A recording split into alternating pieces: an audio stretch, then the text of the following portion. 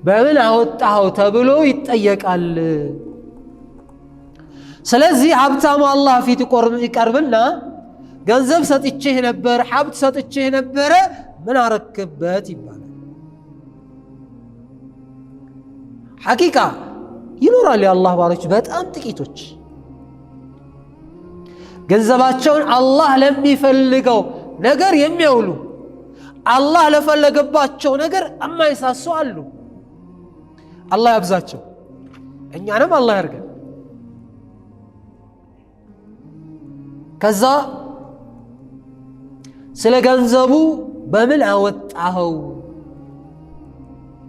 ተብሎ ሲጠየቅ ምን ይላል? ያ ረብ ይህን ገንዘብማ መድረሳ ሰራሁበት፣ መስጊድ ገነባሁበት፣ ሰደቃ በላሁበት፣ የተለያየ ነገር አረኩበት ብሎ ይጠቅሳል።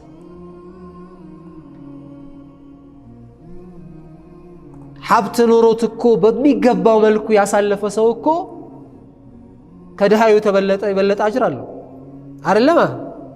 ነብዩ ሰለላሁ ዐለይሂ ወሰለም ተናግረዋል። አረ ሀብታሞች እኮ እኛ እንደምንሰግደው ይሰግዳሉ፣ እኛ እንደምንጾመው ይጾማሉ፣ እኛ እንደምንዘክረው ይዘክራሉ። ነገር ግን አላህ በሰጣቸው ሀብት ሰደቃ የተለያየ ነገር ያደርጉና እኛን በአጅር በለጡን ሲሉ ረሱል ዓለይሂ ሰላም አላህ ለእናንተ በእያንዳንዱ ተክቢራ፣ በእያንዳንዱ ተህሊል፣ በእያንዳንዱ ተሕሚድ አላህ ሰደቃ አላደረገላችሁም ወይ አሏቸው። ከዛ ሄዱ ሀብታሞች ሰሙ። እነሱም ማለት ጀመሩ ተክቢሩም ተሕሊሉም ተሕሚዱም። ዛሬ ሀብት ካለው ይኮፈሳል፣ እዚህ መስጊድ መግባት አይፈልግም። ወይ ልብሱን የሚያቆሽ ሰው ይኖራል፣ ወይ እኔ ከነሱ ጋር አይመጠነኝም ብሎ ወይ ቤቱ ሊሰግድ ይችላል፣ ወይም ላይሰግድም ይችላል። ከዛ ሀብታሞቹ ያንን ሲያደርጉ አሁንም ድሃዎቹ መጡና ምን አሉ? አረ እነዚህ ሰዎች እኮ እኛ እንደምንለው ማለት ጀመሩ አለች። የነብዩ ሰለላሁ ዐለይሂ ወሰለም መልስ ምን ነበረ? ዛሊከ ፈድሉላህ ዩእቲሂ መን የሻ፣ የአላህ ስጦታ ነው፣ ለፈለገው ይሰጣል፣ ምንም ማረጋች። አዎ ሀብት ኖሮት አላህ በሚፈልገው መልኩ ያዋለ በላጭ። በአብዛኛው ሀብት ሰዎች መጥፊያቸው በአብዛኛው። ስለዚህ በምን አወጣኸው ሲባል ሰደቃ አረኩኝ፣ መስጊድ ሰራው፣ መድረሳ ሰራው፣ የተለያየ ኸይር ይጠራል። አላህ ምን ይለዋል? ከዘብት ዋሽተሃል፣ ውሸታም ነው ይለዋል። ውሸታም ነህ። ለምን? መድረሳ ስትሰራ፣ መስጊድ ስትሰራ፣ ምስኪን ስታበላ፣ የተለያየ ኸይር በገንዘብ ስታደርግ የነበረው ለምን ነበረ? ለምን ነበር? ሀብታም እንድትባል። ይህ እኮ ሰደቃ ያበላል፣ ይህ እኮ መድረሳ ይሰራል፣ ይህ እኮ እንዲህ ተብሎ እንዲባልልህ ነበረ። ዱንያ ላይ ተብሎልሃል። ስለዚህ ዛሬ ከኔ ያለ ምንም የለህምና ወደ ጀሃነም ውረድ ተብሎ የመጀመሪያው ሰው ይሄ ነው። ሌላኛው ወአን ሸባቢሂ ወጣትነት በምን አጠፋኸው ይባላል። ያ ረብ ወጣትነቴን ማጠፋሁት ፊ ሰቢልላህ፣ በአንተ መንገድ ስታገል፣ ስዋጋ፣ ስጋደል፣ ይኸው በአንተ መንገድ ሞትኩ ይላል። ሞትኩኝ። በአላህ መንገድ ደግሞ የሞተ ምንድነው? ወላ ተቁሉ ሊመን ዩቅተል ፊ ሰቢልላህ አምዋተን በል አሕያኡን ዒንደ ረቢሂም ይርዘቁ።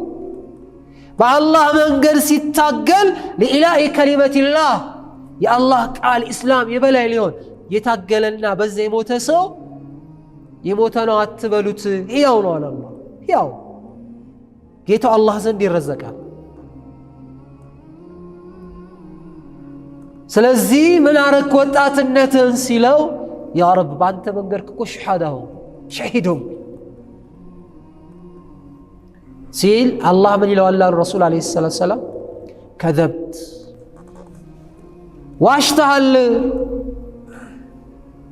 አንተ እኮ ስትጋደል የነበረው ስትታገል የነበረው ለምንድነው لتقال شهيد مجاهد አንተ ሸሂድ ነው ይሄ እኮ በአላህ መንገድ ነው የሞተው እንድትባል ነበር ያንተ ዓላማ ጋያ ስለዚህ በዱንያ ተብሎልሃልና ከኔ የለህም ምንም ወደ ጀሃነም ሂድ ይባላል አላህ ይጠብቀን ሶስተኛው ሰው ዓሊም አዋቂ እውቀት ሰጥቼህ ነበር ምን አረክበት ምን ሰራህበት ሲባል ምን ይላል ተምሬ አስተምሬ ልጆችን አስቀርቼ እንደዚህ አርጌ ብሎ ምን ይላል ይናገራል ለዚህም አላህ ምን ይላል ከذبت ዋሽተሃል ዋሾነ አንተ ዓሊም እንድትባል ነበር አዋቂ እንድትባል ነበርና በዱንያ ላይ ተብለሃል ስለዚህ ካኔ ምንም የለህም ወደ ጀሃነም ውረድ ይባላል በምን እጦት ንገሩኝስ በምን እጦት ኢኽላስ ለአላህ ብሎ አለመስራት ለአላህ ብሎ አለማድረግ በዚያ በቃም የሚገርመው ማለት ነው አላህ ምን ያረጋቸዋል ሰዎች መልሷቸው ይለና ወደ ጀነት ይሄዳሉ ወደ ጀነት ከሄዱ በኋላ ጀነት ውስጥ ያለው ኒዕማ ሁሉ ያሉ ህንጻዎቿን ወንዞቿን ሱብሃንአላህ ጀነት ማለት ማለ ዐይኑን ረአት ወላ እዝኑን ሰብ ወላ ኸጠረ ዐላ ቀልቢ በሸር ይህን ይመስላል የማይባል ያን የመሰለ ሀገር አላህ ያሳያቸዋል ካሳያቸው በኋላ በሉ መልሷቸው ወደ ጀሃነም ውሰዷቸው ይባላል የባሰ ትልቅ ቅጣት ያ ረብ ምን አለ መጀመሪያ እዛው ሂዱ ባልከን በዛው ብታስገባን ይሄን የመሰለ ጸጋ ኒዕማ አሳይተ ተከለከለናለህ አዎ ምክንያቱም እናንተም ለኔ አሳይታችሁ ነፈጋችሁ ምክንያቱም ሲቆም ለማን ነበር ዛሂሩ ለማን ለአላህ ነበር ውስጥ ግን ለሌላ ሰጥቷል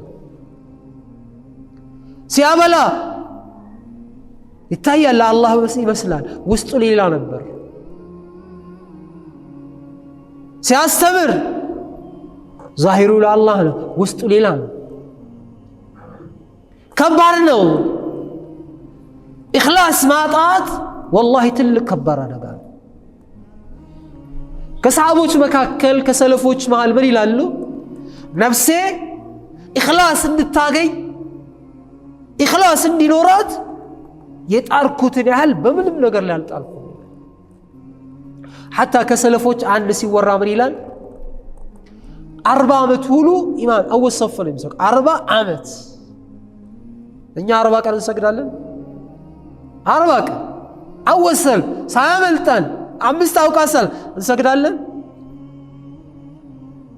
ወይ ገበያ ሲደብረን እንገባለን ወይ በተቃራኒው ገበያ ሞቅ ሲለው አወሰፍ እንገባለን لا والله 40 ዓመት ሁሉ አወሰፍ ይሰግድ ነበርና የሆነ ቀን አምልጦት ሁለተኛ ሰፍ ላይ ሰገደ ከዛ ውስጡ ምን መጣ አንተ ይሄናል 40 ዓመት ሙሉ አወሰፍ ሲሰግድ የነበርክ ሰው አሁን ሰው ሲያይ ሁለተኛ ስትሆን ከሁለተኛ ሰፍ ስትሆን ምን ይመስልሃል ምናምን ውስጥ መጣ ከዛ ምን ይላል 40 ዓመት ሙሉ የሰገድኩት ለአላህ አይደለም ማለት ነው ለምን ውስጥ ይመጣል ስራ ከሚያበላሹ ነገሮች አንዱ ኢኽላስ ማጣት ሌላው ዑጅብ በራስ መገረም መደነቅ እኔ እንዲያርግ እኔ እንዲሰርች እኔ እንዲሆኝ ምናምን